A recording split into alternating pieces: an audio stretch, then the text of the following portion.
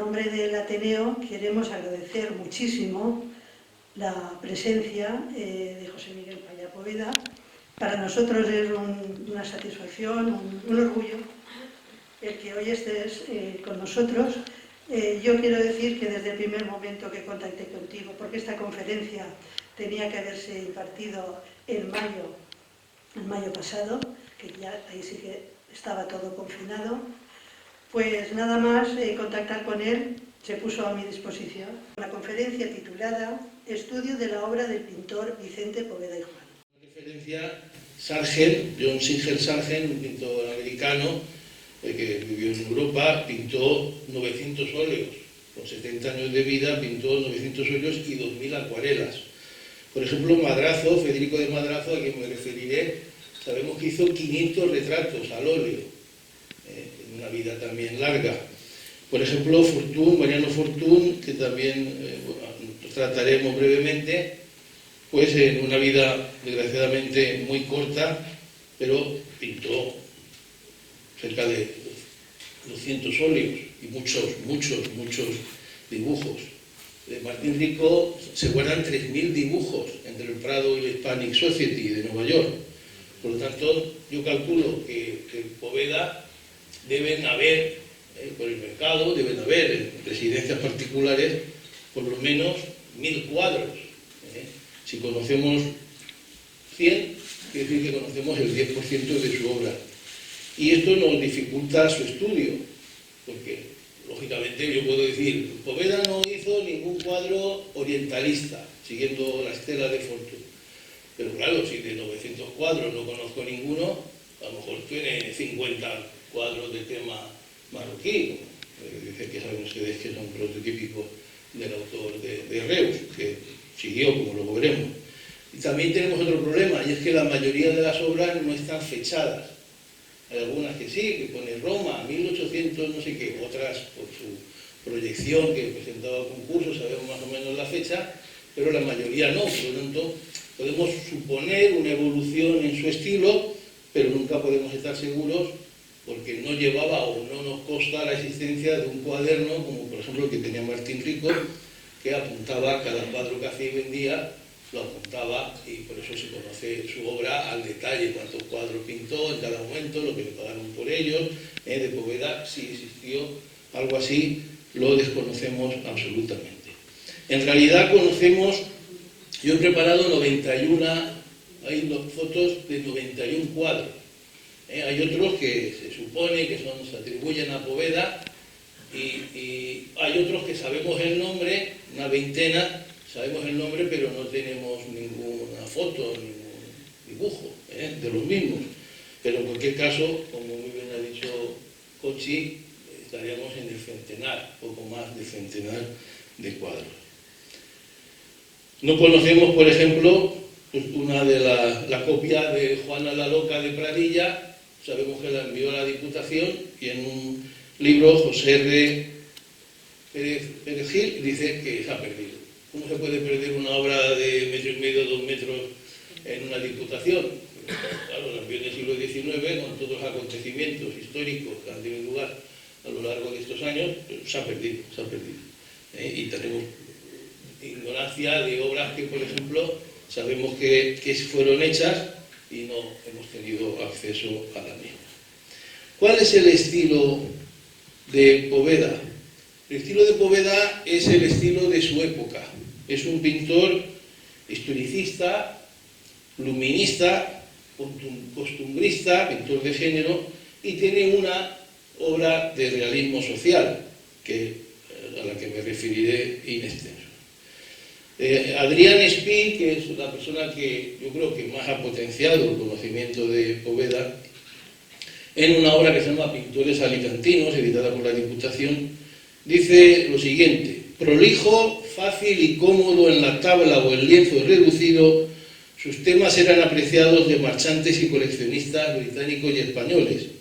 En la iglesia, en la fuente, la corte de Carlos IV en Aranjuez, constituyen obras de enorme exquisitez, técnica depurada, color brillante, actitud sugeridora, pincelada atrevida en muchas ocasiones, como ocurre con Paisaje de una terraza en Roma, verdadero tesoro de la colección de la Diputación. Por lo tanto, un poco la definición de Espí Valdés nos sirve para situar a Poveda en ese contexto.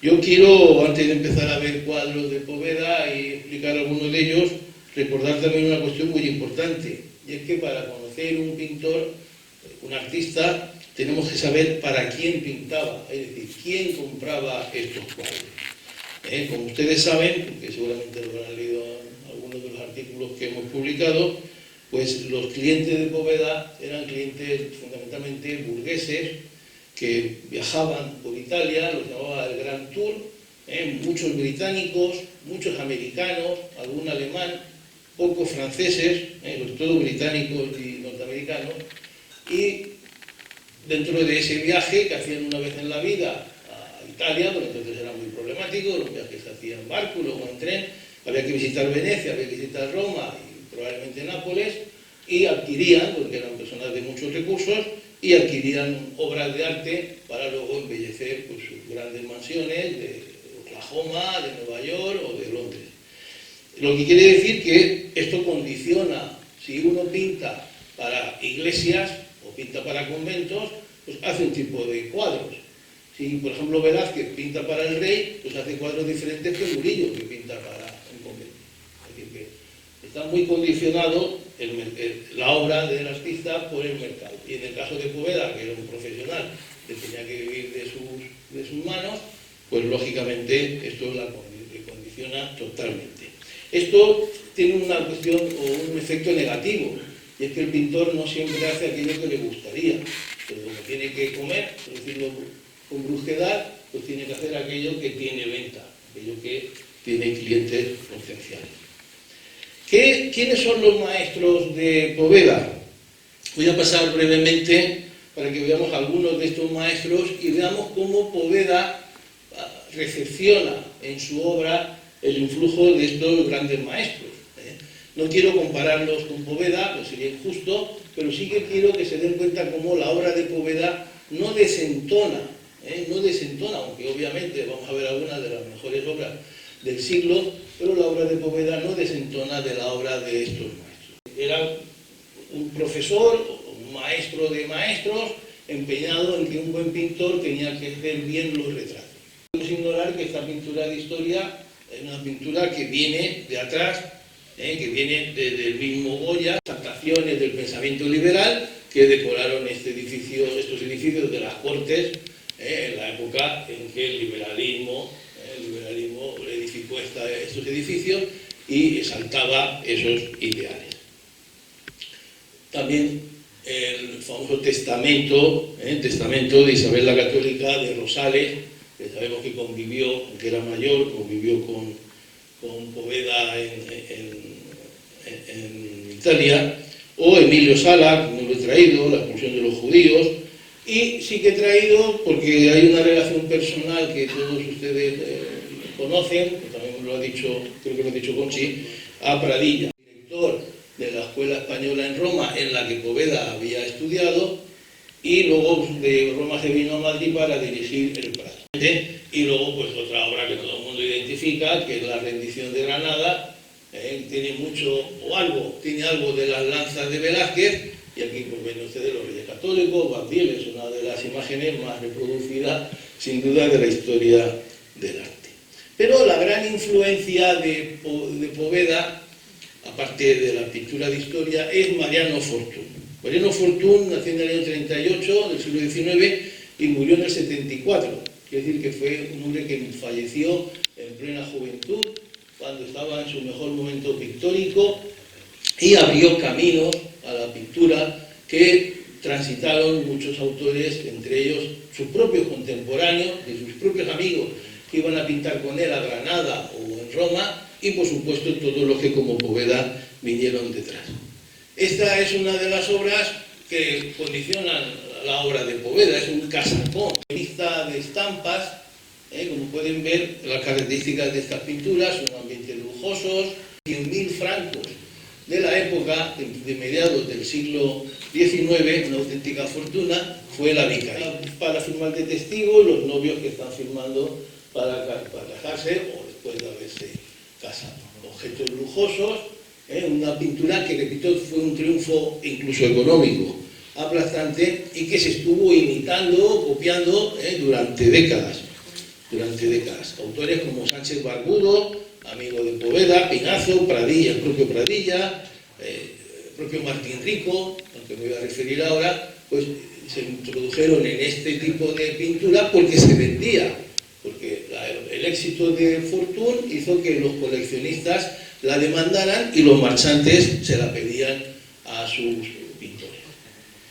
Aquí vemos un detalle donde ven ustedes las características, esa pintura preciosista, ese detalle que el pintor sabe reflejar, ese colorido, esa luminosidad, que nos dicen que estamos ante uno de los genios de la pintura española. No muy conocido porque, como he dicho, murió a los 30 y pocos años, pero hay muchos que dicen que Sorolla hizo la pintura que hubiera hecho Fortuny de haber vivido más tiempo. Desde luego entre los dos hay una relación evidente, como pueden ustedes comprobar, y sobre todo en este cuadro.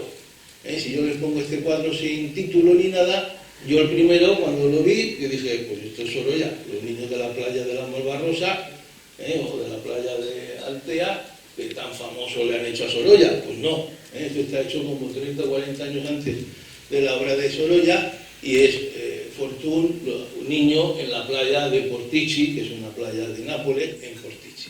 Y me queda como maestro Martín Rico, vivió 30 años en Venecia, se dedicó a partir de un cierto momento solamente a pintar paisajes de Venecia, y a partir de ahí además hacía un poco como anfitrión y maestro de todos los pintores españoles que había en Italia, que iban a pintar a Venecia, porque la pintura de los canales, el colorido, la luz, el agua moviéndose, pues era de lo que los clientes más demandaban. Él tiene como un centenar de obras con todas las perspectivas que uno se puede imaginar, o casi todas las perspectivas que uno se puede imaginar de Venecia.